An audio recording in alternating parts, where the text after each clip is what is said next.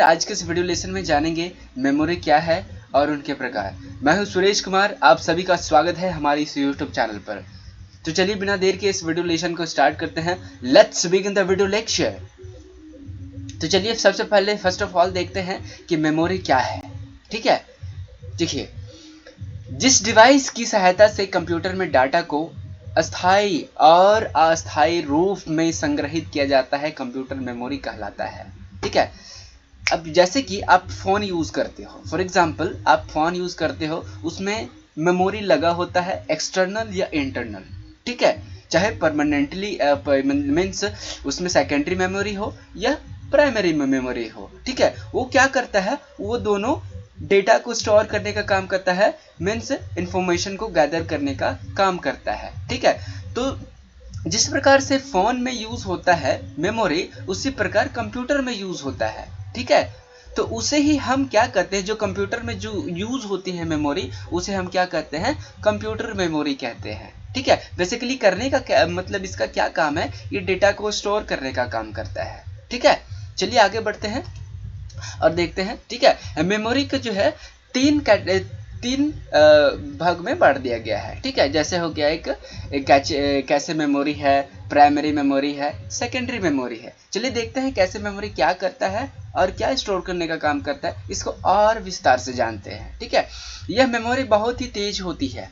First of all क्या है, ये बहुत ही तेज मेमोरी होती है।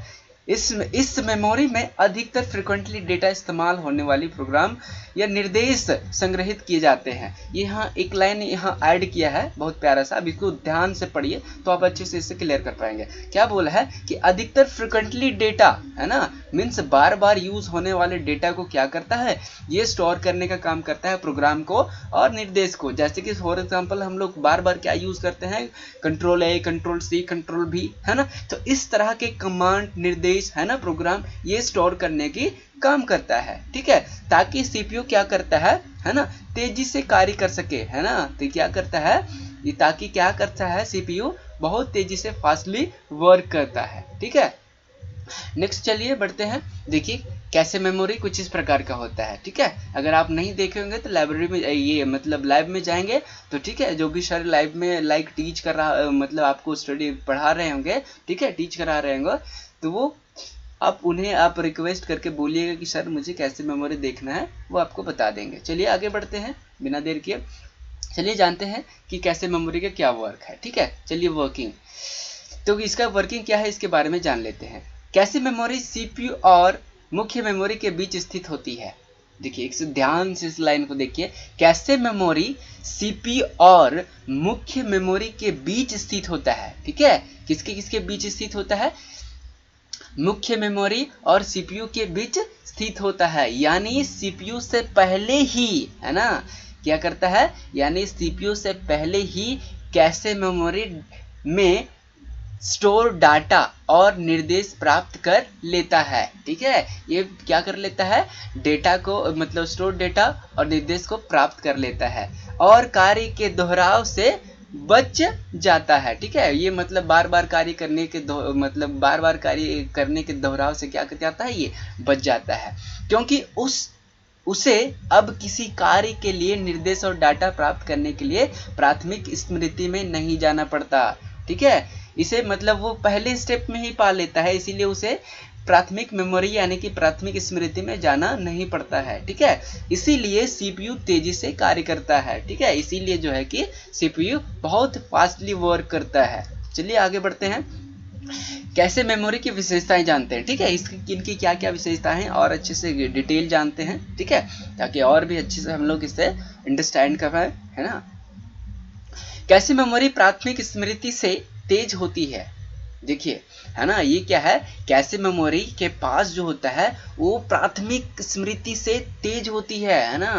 और नेक्स्ट क्या है, इसमें डाटा अस्थायी रूप में संग्रहित होती है और इसमें क्या है, अस्थायी रूप से, मतलब परमानेंट डेटा स्टोर नहीं होता है। ठीक है, नेक्स्ट क्या है, इसमें अधिकतर इस्तेमाल होने वाले प्रोग्राम और कार्यों के निर्देश स्टोर करते हैं। और ये क्या करते हैं, अधिकतर यूज होने वाले प्रोग्रामों और कार्यों के निर्देश को स्टोर रखते हैं। ठीक है, और नेक्स्ट क्या है, इसकी स्टोर क्षमता सीमित है ना, इसकी स्टोर क्षमता क्या है, लिमिट है, ठीक है, ये ज्यादा डेटा को स्टोर नहीं कर सकता है।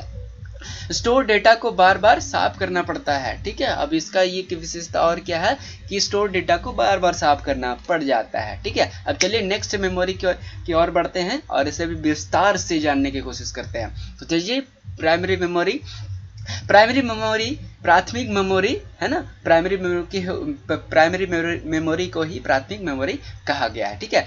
प्राइमरी मेमोरी को मुख्य मेमोरी है ना, यानी कि मेन मेमोरी इसको भी कहा जाता है, और अस्थायी मेमोरी भी कहा जाता है, ठीक है, अस्थायी मेमोरी भी कहा जाता है।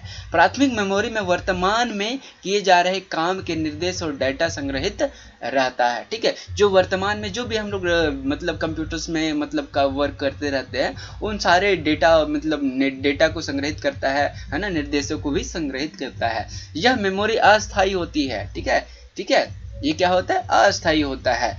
काम खत्म होने के बाद संग्रहित डेटा स्वतः डिलीट हो जाता है। जैसे ही हम लोग काम खत्म करते हैं है ना, वैसे ही है ना, वैसे ही डाटा क्या हो जाता है, डिलीट हो जाता है, और अगले काम का डाटा स्टोर हो जाता है, ठीक है, और क्या हो जाता है, अगले काम का डाटा स्टोर हो जाता है। यह एक सतत प्रक्रिया है, ठीक है, ये कि आप फिर बोल सकते हैं कि इन मतलब you can in other word on going process, ठीक है।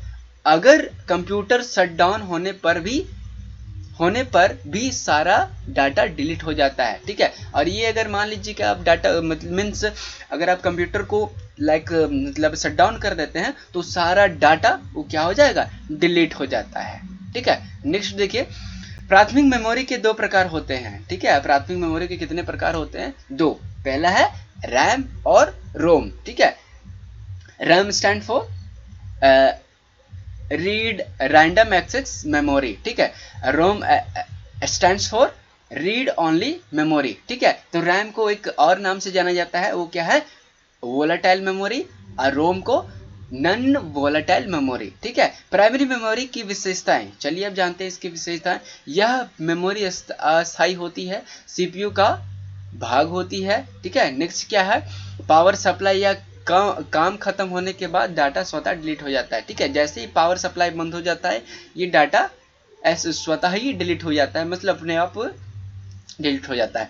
इसके बिना कंप्यूटर काम नहीं कर सकता है, ठीक है। अब ये भी जानिए इसकी मेन विशेषता क्या है कि इसके बिना कंप्यूटर वर्क नहीं कर सकता है, ठीक है। सो कह सकते हैं कि it is a very important, है ना। अतिरिक्त मेमोरी से तेज होती है ना, और भी मेमोरी से क्या होती है, तेज होती है। अब चलिए जानते हैं सेकेंडरी मेमोरी क्या होता है, ठीक है। सेकेंडरी मेमोरी स्टोरेज डिवाइस को है ना ऑक्सिलरी स्टोरेज डिवाइस भी कहा जाता है, ठीक है। सेकेंडरी मेमोरी का एक दूसरा और भी नाम है, वो क्या है, ऑक्सिलरी स्टोरेज डिवाइस है, ठीक है। यह कंप्यूटर का भाग नहीं होती, ठीक है। अभी दूसरा क्या है, चलिए कि एक और फंडा आ गया कि ये जो है कंप्यूटर का भाग नहीं होती है, इसकी कंप्यूटर में मतलब इसको कंप्यूटर में अलग से जोड़ा जाता है, ठीक है। ये क्या है कि कंप्यूटर में इसको क्या करा जाता है, इसको अलग से जोड़ा जाता है। इसमें जो डाटा स्टोर किया जाता है वह अस्थायी होता है, अर्थात कंप्यूटर बंद होने पर भी है ना, इसमें डाटा डिलीट नहीं होता, आवश्यक है ना, मतलब कंप्यूटर बंद भी हो जाएगा ना तब भी डाटा डिलीट नहीं होता है। आवश्यकता के अनुसार इसको है ना भविष्य में इसमें सेव फाइल या फोल्डर को खोलकर देख सकते हैं, ठीक है। अगर भविष्य में अगर आपको इसकी जरूरत पड़ी, मीन्स जो आपने इस मेमोरी में स्टोर करके रखा है ना, तो दूसरा मतलब भविष्य में इसे क्या कर सकते हैं, खोल के देख भी सकते हैं, यूज भी कर सकते हैं, ठीक है। तो प्रिय स्टूडेंट, आप सभी का स्वागत है। आपने इस इतने पेशेंस के साथ इस लेक्चर को आपने देखा है, आपको बहुत बहुत धन्यवाद। और हमारे इस चैनल पर बने रहें ताकि इस प्रकार की जो भी इंफॉर्मेशन मैं लाते रहता हूँ